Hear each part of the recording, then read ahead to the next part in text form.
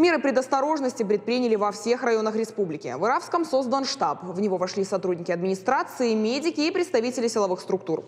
Ежедневно отслеживая ситуацию с заболевшими, чтобы не допустить распространения коронавирусной инфекции, в районе перенесены все запланированные ранее массовые мероприятия. Те, кто хотели проводить свадьбы или какие-то другие мероприятия, мы с ними ведем работу, переговариваем, чтобы они их перенесли на другие сроки. Ну, естественно, похороны мы перенести никак не можем, поэтому стараемся и со Штырным-Хашем, и сами беседовать с этими людьми, чтобы как можно ограничить посещение людей, и чтобы они соблюдали все-таки вот эту дистанцию между собой, там, чтобы в помещениях не скапливались, а чтобы это происходило все на улице. Кроме того, руководство района уделяет внимание тем, кто оказался в трудной жизненной ситуации. 350 семей получили продукты первой необходимости.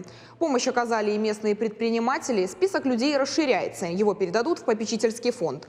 В него вошли депутаты от партии «Единая Россия» и североостинские бизнесмены. На средства фонда будут закупать продукты.